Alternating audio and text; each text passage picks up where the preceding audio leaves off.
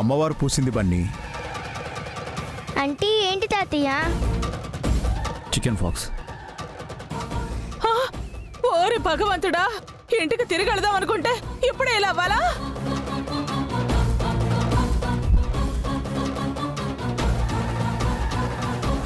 Sudden గా ఎందుకు ఇలా అయింది? సమ్మర్లో చికెన్ పాక్స్ రావడం కామన్. ఇప్పుడు ఇంటికి ఎలా వెళతాం? మళ్ళీ అడవిలో ఆకలితో అలమటించి చావాల్సిందేనా? అయ్యో దేవుడా, ఇలా చేసావేంటి దేవుడా? అరవకు సుమంగళి, ఏం కాదు.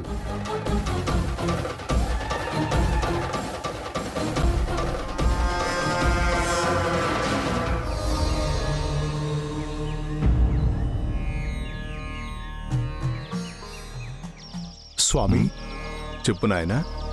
నమస్కారం స్వామి. ఎవరు మీరు? మా కులదేవత అంకాలమ్మను దర్శించుకొని మొక్కు చెల్లించాలనొచ్చాం.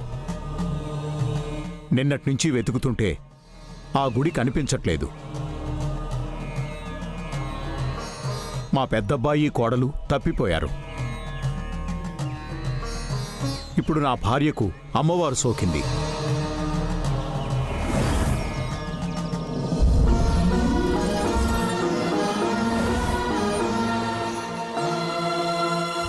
ఈ అడవిలోనే ఉన్న అమ్మవారి గుడి కనిపించలేదంటే మీరేదో తప్పు చేశారు.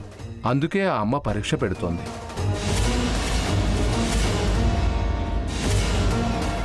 ఆ గుడికి రావాలనుకోవడమే మేం చేసిన తప్పు. అంతకు మించిన పెద్ద తప్పు ఏమీ లేదు. సుమంగళి, ఏంటా మాటలు? లేకపోతే ఏంటనయ్యా, మేం వద్దన్నా వినకుండా ఇక్కడికి తీసుకొచ్చాం. నిన్నంతా ఆకలి దాహంతో అల్లాడిపోయాం. రాత్రి ఈ అడవిలో నిద్రపోలేకపోయాం. పెద్దోడు పవని తప్పిపోయారు. ఇప్పుడు వదిలికి ఇలా అయింది. నీ మొక్కేమో కానీ అందరూ తిప్పలు పడుతున్నారు.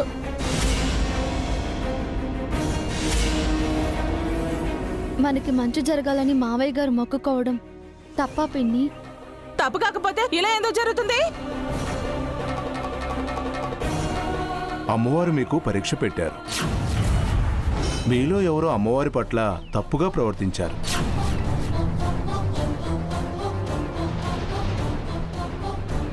దాని పరిణామమే అమ్మవారి ఈ ఆగ్రహం.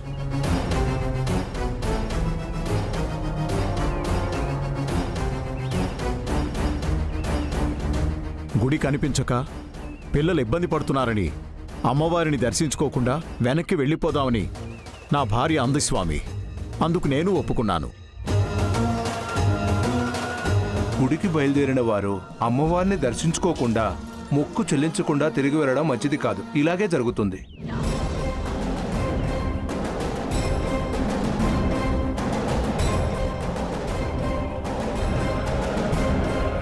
మీరు ఎట్టి పరిస్థితుల్లోనూ అమ్మవారిని దర్శించుకొని మొక్కు చెల్లించాకే వెళ్ళాలి. లేదంటే ఈ అడవి దాటి వెళ్ళలేరు.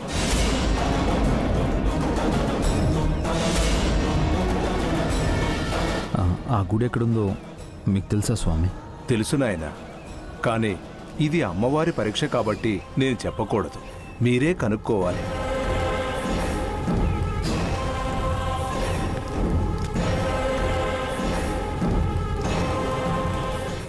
నిన్నటి నుంచి వెతుకుతూనే ఉన్నాం స్వామి, కనిపించట్లేదు.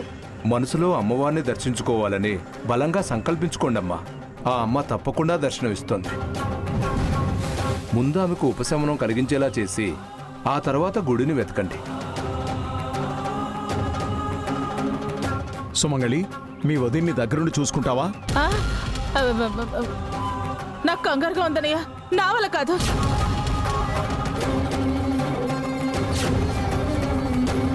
అమ్మా హారిక, ఆ ప్రాసెస్ నాకు తెలీదు మావయ్య. మావయ్య, నేను చూసుకుంటాను. వసు అమ్మని చూసుకుంటుంది. మనం వెళ్ళి గుడిని వెతుకుదాం అభి. ఓ పని చేద్దాం నాన్న, అందరం ఒకే వైపు వెళ్లకుండా తలా ఓ వైపు వెళ్ళి గుడిని వెతుకుదాం. ఎవరికి గుడి కనిపించినా మిగతా వాళ్ళకి చెప్పాలి. ఎలా చెప్తాం బావగారు? ఫోన్లు అవి పనిచేయట్లేవు కదా.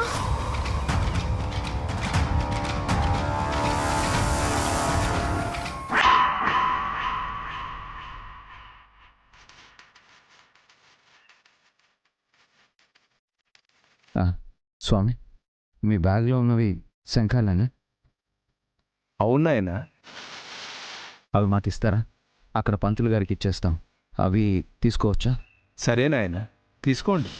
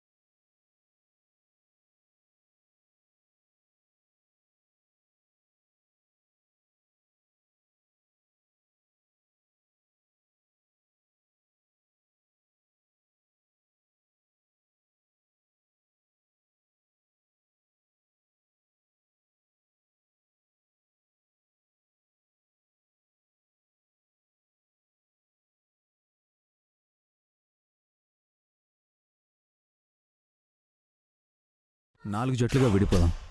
నేను తూర్పు వైపు, అఖిల్ దక్షిణంగా, అత్తయ్య హారిక ఉత్తరంగా, వసుగారు మీరు పడమర వైపుకు వెళ్ళాలి. ఎవరికి గుడికి అనిపించినా ఈ శంఖం ఊదాలి. ఈ సౌండ్ వచ్చిన వైపే అందరు రావాలి. ఓకేనా?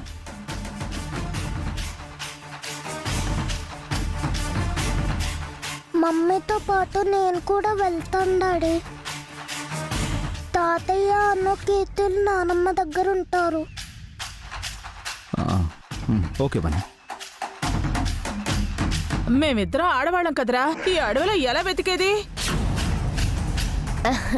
నేనున్నాను కదా ఆంటీ, భయమేం లేదు. ఎవరి దిక్కుకు వాళ్ళు వెళ్ళి వెతకండి. త్వరగా గుడిని వెతకాలి. ఓకేనా? అలాగే. మావయ్య అప్పుడప్పుడు అత్తయ్యకి వేపాకుతో గాలి విసిరండి. సరేనమ్మా. బన్నీ పద.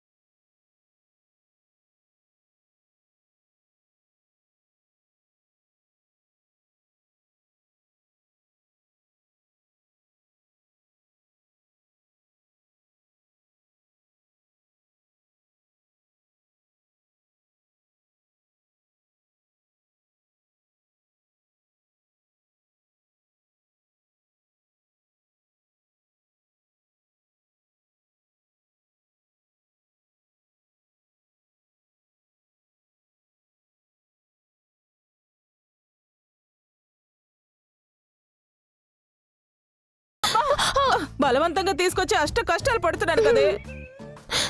Same feeling aunty. ఆ గుడి ఎక్కడుందో గాని నరకం కనిపిస్తుంది కళ్ళకి.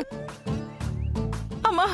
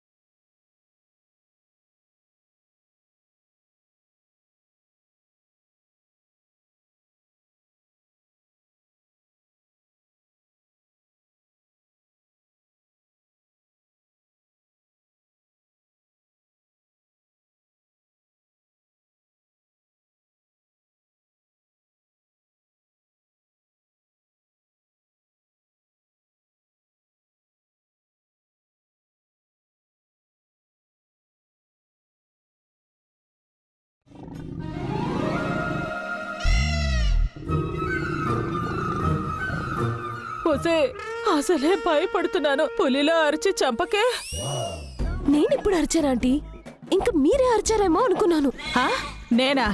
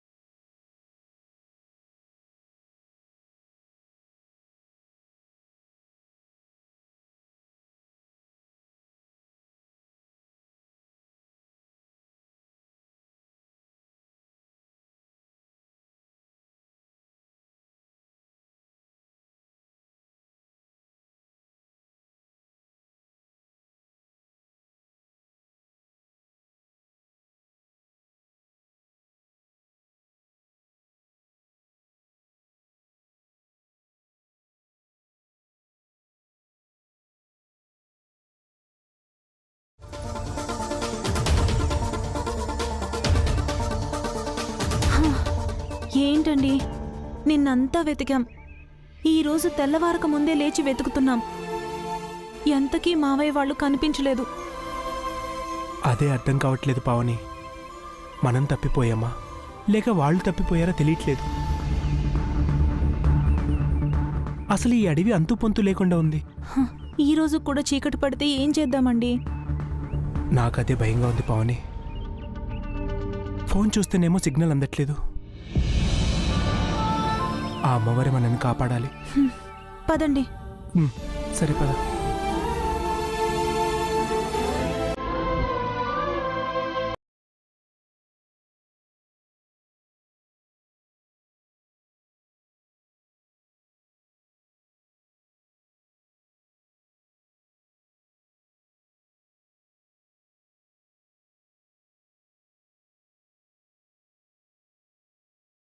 మమ్మీ, ఆ టెంపుల్ మనకెందుకు కనిపించట్లేదు?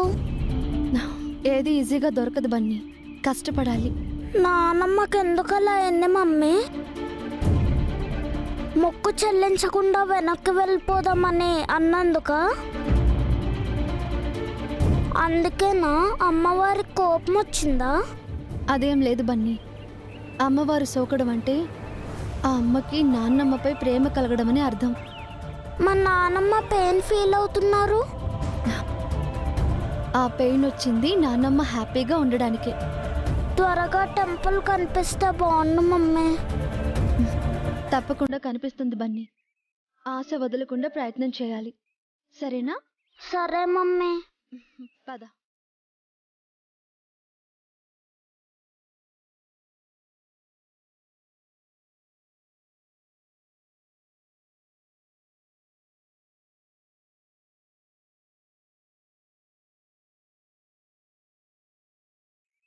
అమ్మా, తను తెలియక మొక్కు చెల్లించకుండా వెనక్కి వెళ్ళిపోదాం అంది.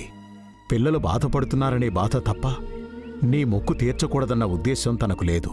క్షమించి నీ గుడి చూపించమ్మా. నీ మొక్కు చెల్లించి వెళ్తాం. నీ చేతికి కడియం తొడిగే వెళ్తాం. కరుణించమ్మా.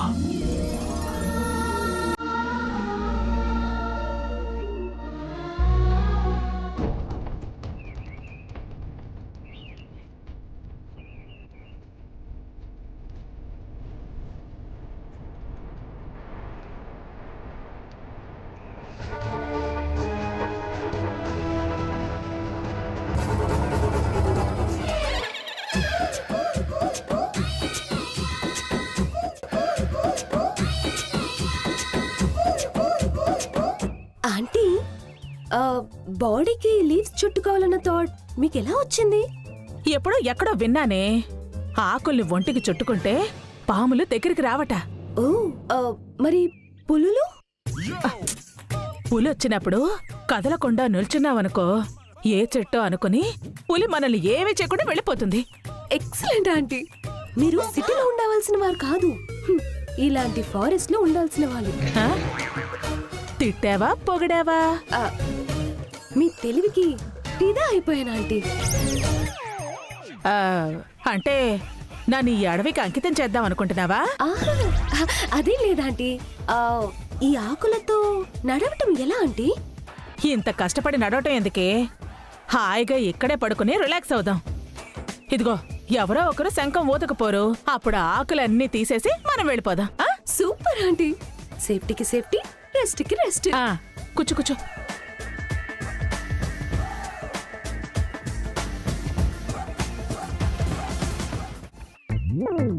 ఆంటీ, ఏంటి? నాకు డౌట్. పాములకు ఈ ఆకులు పడవు, పొలలో చెట్టు అనుకొని వెళ్ళిపోతాయి. మరి ఆకుల్ని కొమ్మల్ని తినే ఏనుగులు వస్తే ఏంటి పరిస్థితి? తొండంతో ఎత్తి ఇద్దరిని నోట్లో పెట్టేసుకుంటే? ఓసిని దుంపదగ, అట్టమైన అనుమానాలు ఆడకే.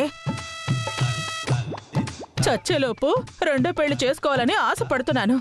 అది తీరకుండానే నన్ను చంపకు. కదలకుండా పడుకో. ఇదిగో, మాట్లాడకుండా మొహం మీద కూడా ఆకులు కప్పుకో.